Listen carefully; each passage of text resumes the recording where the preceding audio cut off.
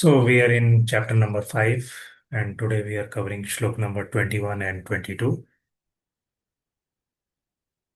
Very important shlokas for self-realization. So we'll see the shloka and translation.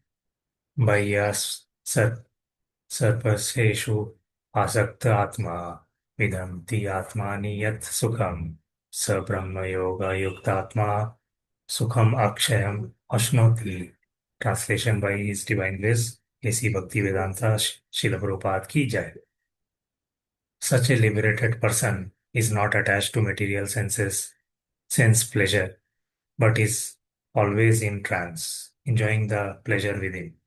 In this way, the self-realized person enjoys unlimited happiness, for he concentrates on the Supreme. We'll see the next shloka, shloka number 22. ये हि संस्पर्शजा भोगा दुःखयोनिय एव ते आदि अन्तावन्ता कौन्तेय न तेषु रमते Buddha. Translation, Srila Prabhupada ki jai. An intelligent person does not take part in the source of misery, which are due to contact with the material senses. O son of Kunti, such pleasures have a beginning and an end, and so the wise man does not delight in them. Anybody want to read the shloka and translation? Hare Krishna Prabhuji, Hare Krishna Kalyani. Bhagavad Gita 5.21. Yeah, 5.21 Bahya Sparsheshvas Asaktatma Vindatyatmani Yat Sukham Sabrahma Yoga Yuktatma Sukham Akshayam Ashnute. Translation by His Divine Grace Srila Prabhupada ki Jai. Such a liberated person is not attracted to material sense pleasure, but is always in trance, enjoying the pleasure within. In this way, the self realized person enjoys unlimited happiness, for he concentrates on the Supreme. Thank you, Prabhuji. Hare Krishna. thank you, Mataji. Anybody want to try next shloka? Hare Krishna Prabhuji. Hare Krishna Mataji. Bhagavad Gita, so 5.22. ये हि संस्पर्शजा भोगा दुःखयोनय एव ते आद्यन्तवन्तः कौन्तेय न तेषु रमते बुधः. Translation by His Divine Grace, Srila Prabhupada ki Jai. An intelligent person does not take part in the sources of misery which are due to contact with the material senses. O son of Kunti, such pleasures have a beginning and an end, and so the wise man does not delight in them. Thank you, Prabhuji, for the opportunity. Hare Krishna. Hare Krishna Mataji. Thank you very much. So we'll see this two shlokas.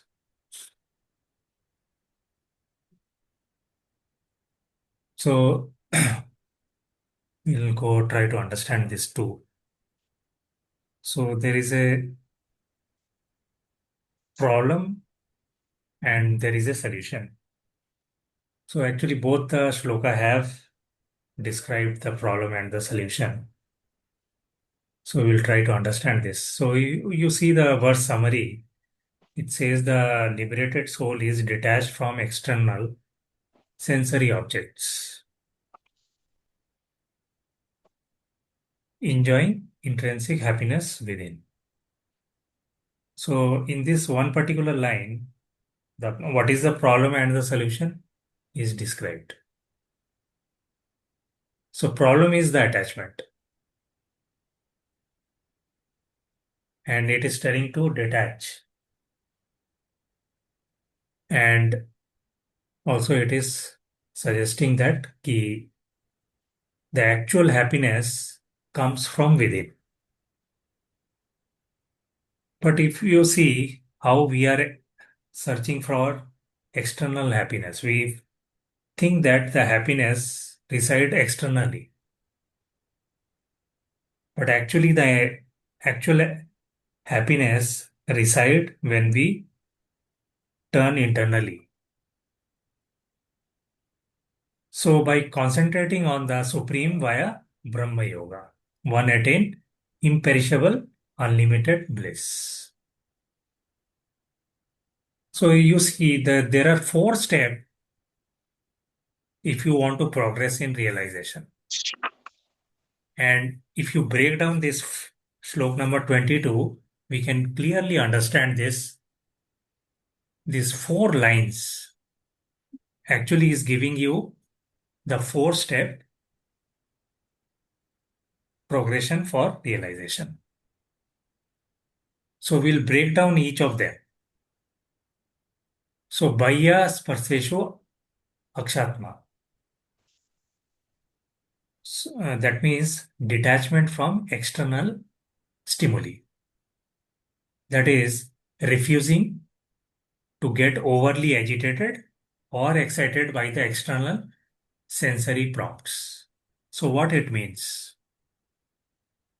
We always get agitated and excited by external things, isn't it? So that is why it is saying Bhaya Sparseshu Aksat. And then it talks about Vindate Atmani. Vindate Atmani means turning inwards. That means shifting focus away from external targets to begin seeking pleasure within self. We always target external things and make it as a goal. But it clearly telling that the actual pleasure comes from within the self. And then it is suggesting to concentrate on the Supreme, Brahma Yoga. That means directing, or you can say redirecting, because we are directing outward, right? All the time, 24 hours, we are directing outwards. That is why it is saying this Brahma Yoga is concentrating on Supreme. That means redirecting the inward vision to concentrate on Sri Krishna, and he is residing within the heart. You don't have to. So we see even Lord, we are searching outside.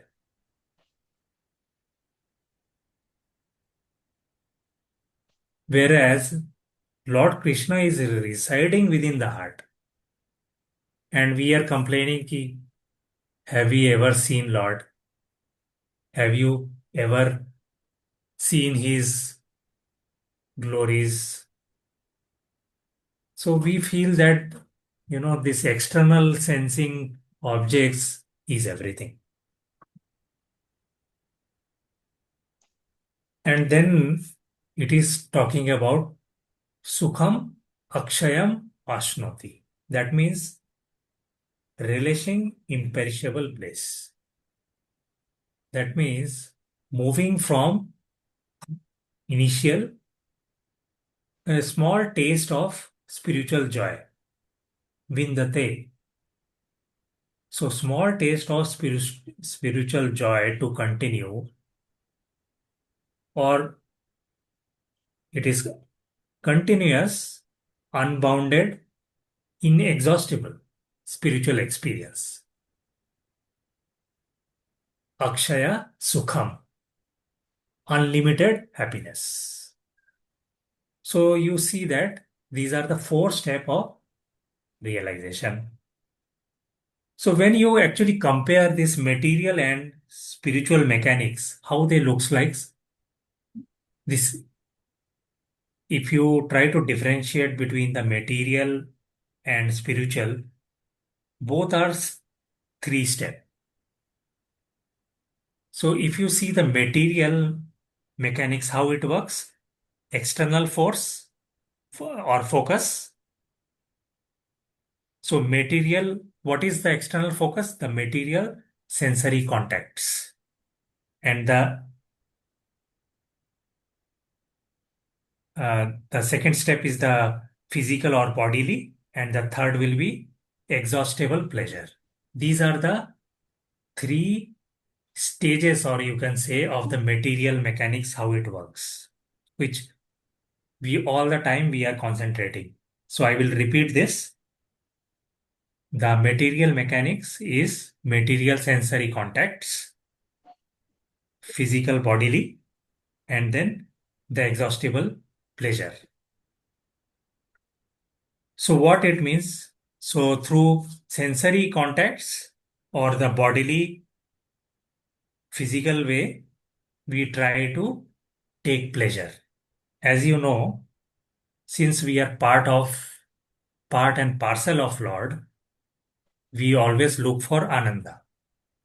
So one of the name of Lord Krishna is also Ananda. Means that is the reason we 24 bar 7 we look for happiness. Nobody taught us to, since we are born, nobody taught us to seek for happiness. By default, we are looking for happiness. Wherever we see happiness, we go there. But nobody actually guided us properly ki where to seek for this happiness. So automatically what we do is we try to experience happiness in material sensory contacts. So majorly the physical or bodily contacts we think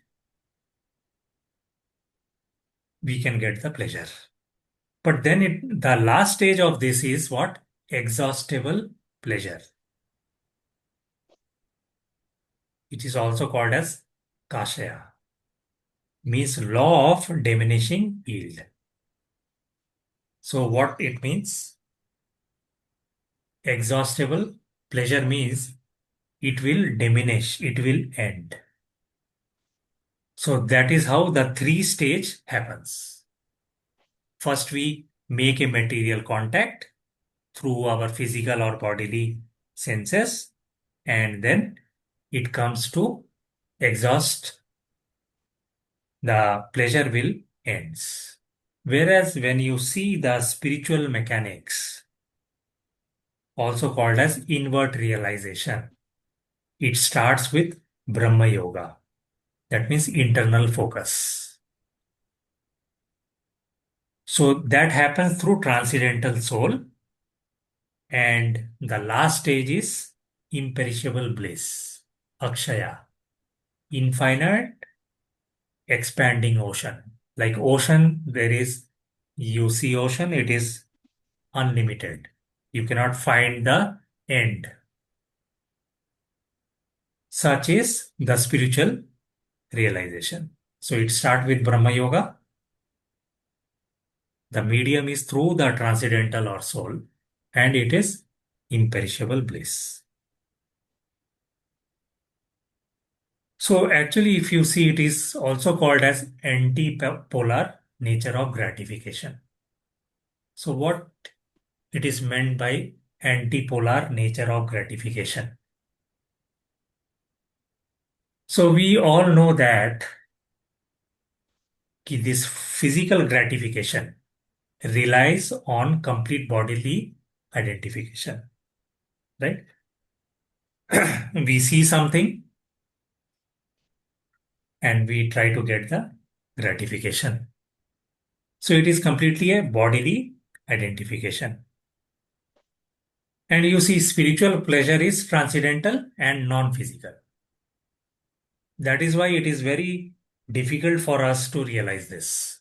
Because this spiritual pleasure, since it is transcendental and non physical, it is very difficult to realize.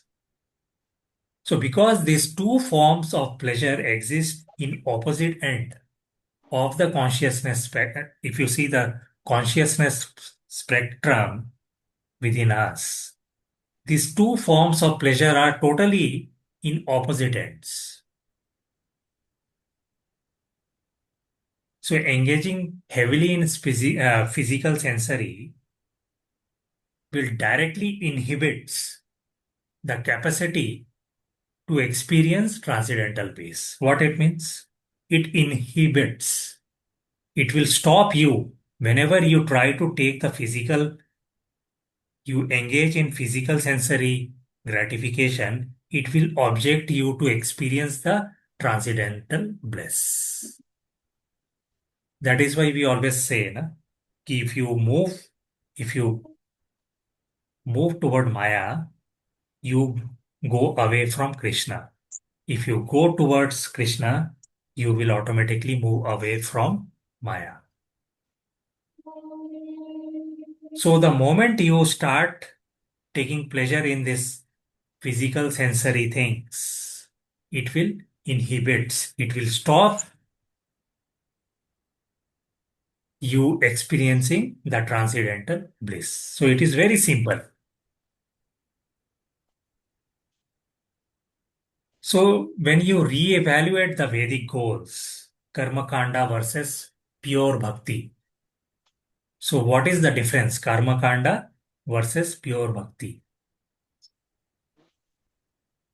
So in Karma Kanda framework, when you see overall material prosperity, that is also called as artha, and harmonious material well-being, that is kama, are viewed as pious or blessed. Right? That is what is Karma Kanda. Where you, the other side, you see this pure bhakti or moksha, spiritual seekers, the serious practitioners recognize these three as intermediate level, which is also called as true moksha, right? Meaning being firmly established in one's eternal relationship with Krishna. So the serious practitioners, they are convinced and they recognize, they seek for eternal relationship with Sri Krishna. So now when we see the practical execution and the starting point, the cycle of detachment and taste, the relation between giving up the outer pleasure and experiencing the inner pleasure, right? So you see this external pleasure and the inner pleasure is an interactive mutual reinforcing loop. So why we call it as reinforcing loop? The external, the outer pleasure and experiencing the inner pleasure. This, if you see, it is like a cycle. So what will happen? Why we call it as a cycle? You see that when we practice this bhakti, we are experiencing the internal pleasure. And the moment we leave it, we look out for the outer pleasure. Then we again go to the outer pleasure. It ends, right? We already said that Gita, external pleasure will end. So you go to the outer pleasure, it will end. You get the frustration, anxiety, or whatever from that. You come back again to the internal pleasure. And then again, since you are not able to realize that internal pleasure, you again there for some time and again go back to the outer pleasure. So it is called as mutual enforcement loop. We are in the loop actually. We are always, it is called as the cycle of detachment and taste. So you see the primary engine. What is the primary engine? The primary engine is hearing. Tat vidhi. Tat vidhi. Tat shan. So how the cycle begins? The initial push comes from systematic hearing, Shravana, right? Bhagavad Gita 7.1, if you go, it is talking about Shravana. So always the cycle or the engine begin with. So to start your car or your bike, what is the starting point? You put the key and turn it on. Similarly, here, your initial push for this internal happiness will start with Shravan. That is why the Shravanam is so important. The cognitive understanding. So the regular hearing of Shastra clarifies that material pleasure yield marginal enjoyment paired with substantial agitation and misery. So this material pleasure yields marginal enjoyment. Means it is very limited and it will end with agitation and misery. You stay, go for any kind of material pleasure, the end will be this only. The end will be agitation or misery. Once you know this, then you will understand how the inner pleasure is so important. So without consistent daily hearing, chanting becomes inattentive and the sadhana weakens. So you see how important is daily hearing. Your chanting will suffer. Your sadhana will get weak. So when inner happiness is not actively experienced, the mind will gravitate back towards external sensory stimulation. So since we are not internally, we are not able to realize this happiness, automatically mind will look for. So the moment we attend this class or finish our chanting few rounds, immediately we look for our mobile and start scrolling our reels. We look for the external, we automatically gravitate back towards the external sensory stimulus.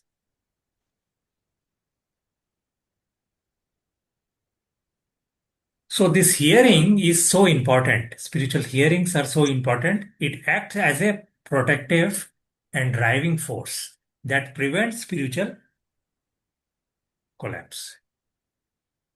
So that is why hearing constantly is so important. So actually we see here in this slide, we have to go back to the previous one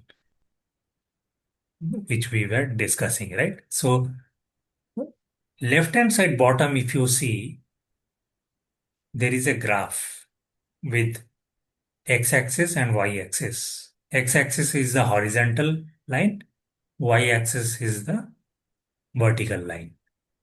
And you see here, the material pleasure is always diminishing. It will come to end. So that is how the Lord has made the system. You go to any peak of this material pleasure, the end will be always diminishing. It will give you the anxiety and frustration. Whereas the spiritual progress will always, you see, it is increasing. It will never diminish. It will never deplete. Right? And that is what it is giving us. We can call it as a solution also. There three stage it is talking about. The detachment from externals, and then turning inwards, and then the third stage, connecting to the Supreme. These are the simple three stage. And then when you see this, we'll see the next slok. We'll go to the next slok. What it is describing here.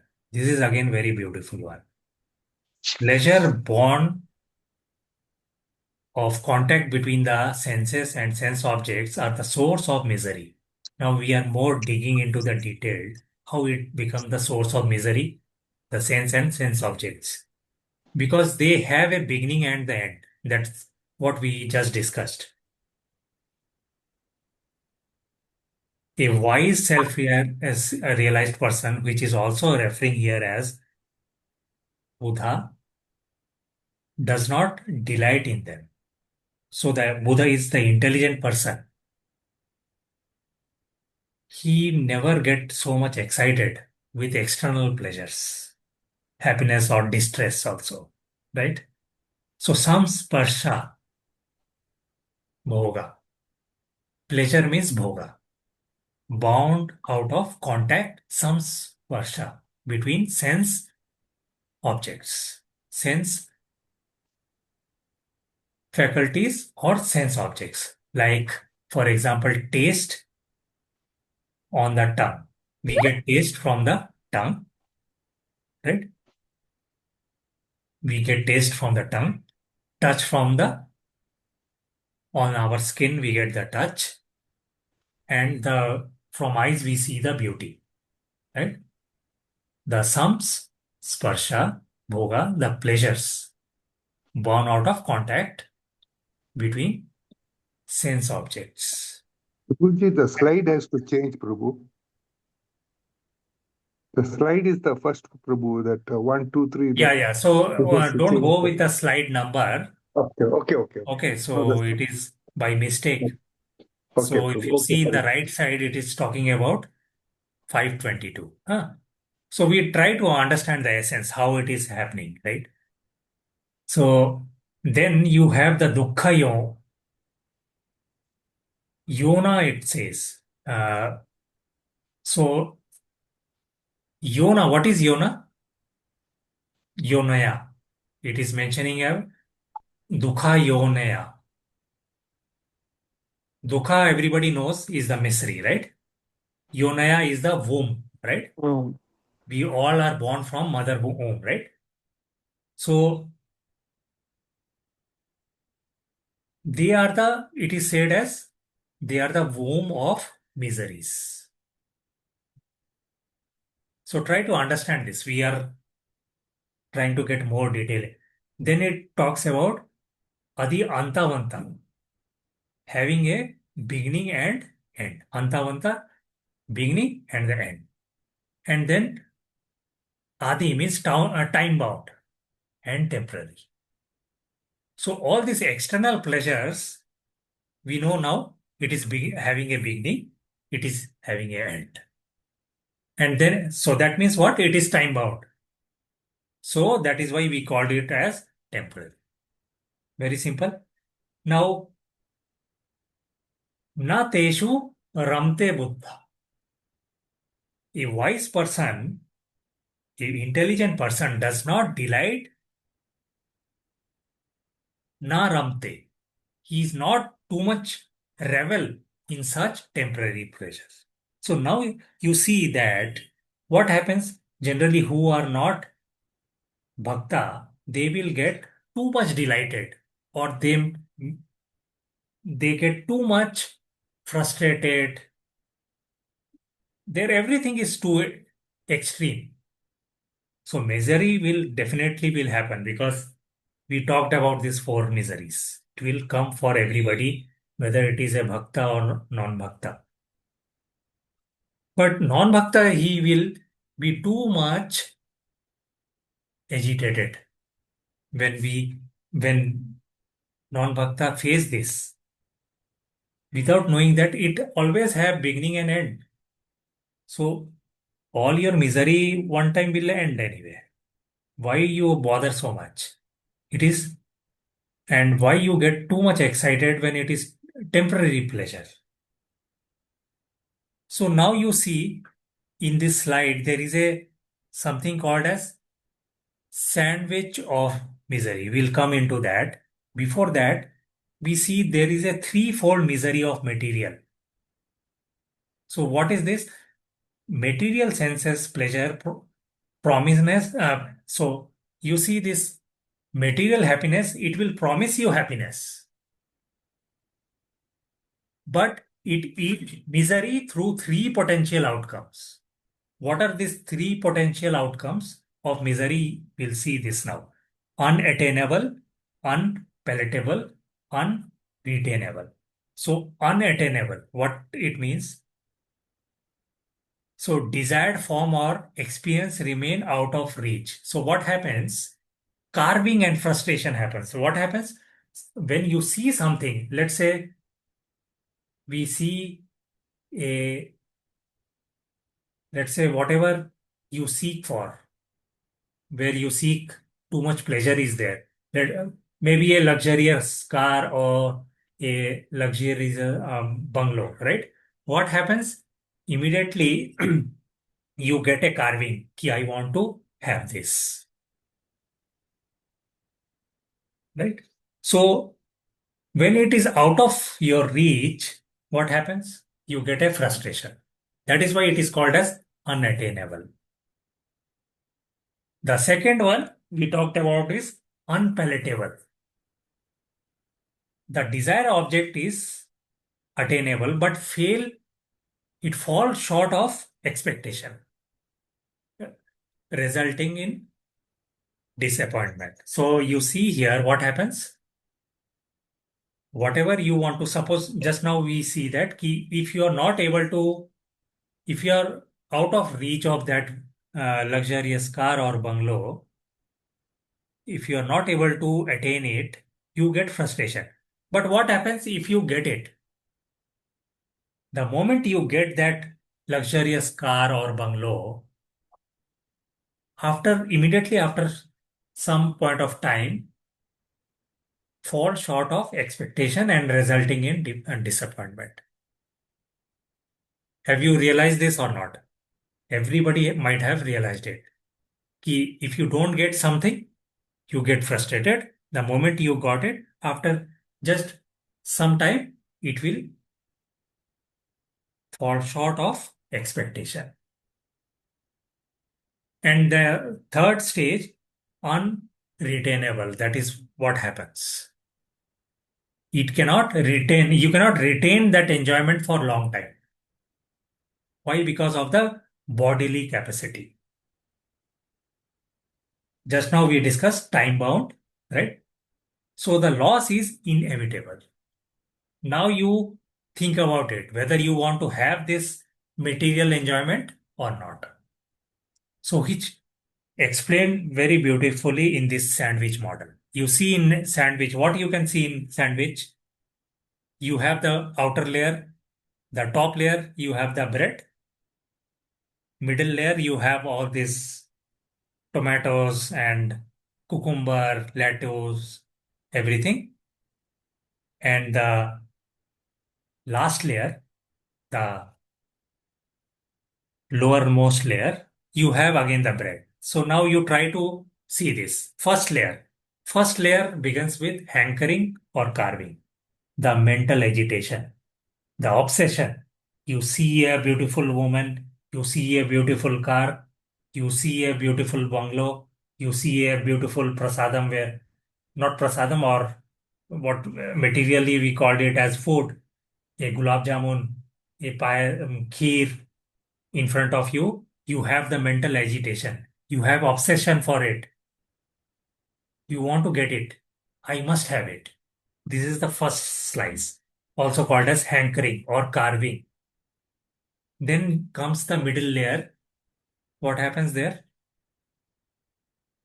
It is also called as pleasure, right? It is the middle layer is pleasure because in that stage, what happens? It give you more pleasure once you get it. Just a temporary relief. Why? Because we know why. Because the third layer will come again. And the third layer is lamentation or loss. So the first layer is hankering, second layer is, or the middle layer is relief, third layer is lamentation. Or other way of seeing is the first layer is carving, the middle layer is pleasure, and the last layer is loss. The last layer, the swift end of the experience. leaving behind dissatisfaction and grief. It's all over. I want more. That's what you get, a one gulab jamun. I want more. You take again. I want one more. So you keep on taking one, and then what happens? The lamentation and loss. Lamentation is why I ate so much, and loss is we have to go to doctor or stomachache.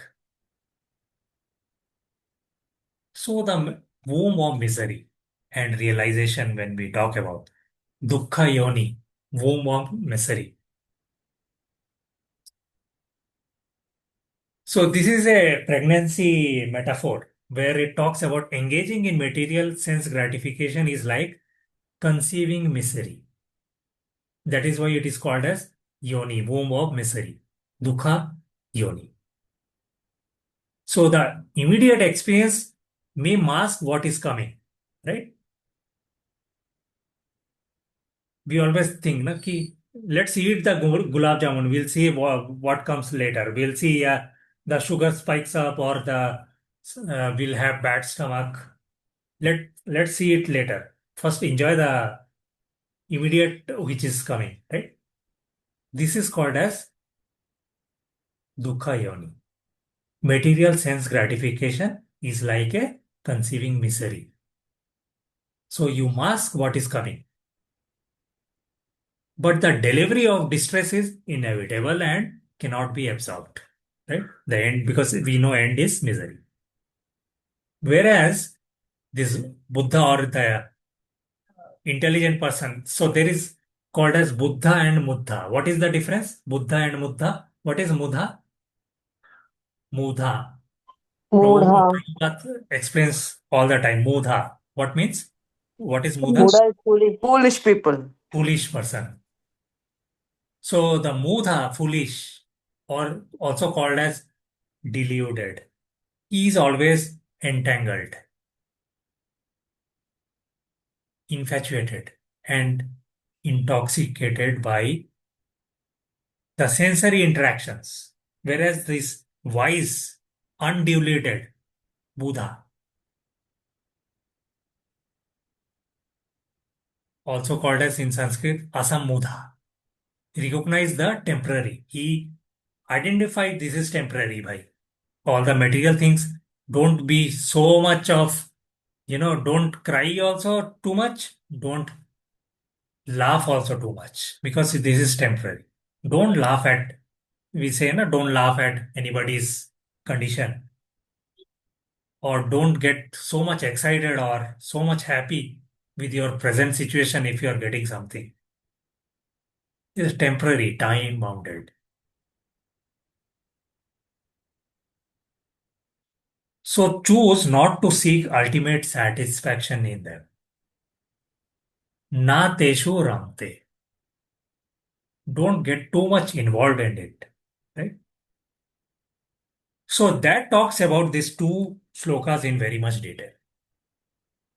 Right? So we see that why Shravanam is so important. Always we have to hear. If you want to have a good quality of chanting, we have to hear. And then there are so many analogies. We will end with one or two analogies that is given. One analogy is of a sick man and sugar candy. Sugar candy, you know, right? What is sugar candy? This sugar cane juice. So what happens? Uh, let's take an example of a person who is suffering from jaundice and he take sugar cane juice. What will be the experience you think? Will he like it? He will not relish it. No, it will be bitter for him. Yes. Though this sugarcane juice is so sweet, but a person who is suffering from acute jaundice, he will experience it as a bitter taste. But you see that the cure for jaundice is sugar candy itself. A patient, if he continues to take it, the disease cures. And slowly what will happen? The sugar candy slowly becomes tasting like a sweet again. You see, the initial stage is bitter, but it ends with sweetness. The conditioned soul senses are jaundiced by material infection. And this material or the spiritual, not material, by spiritual practice, we feel so dry, right? Spiritual practice initially feels so dry, so challenging initially. But steady sadhana, chanting and hearing, cures this material disease. Eventually, you will get the intrinsic bliss. What is intrinsic? Internal.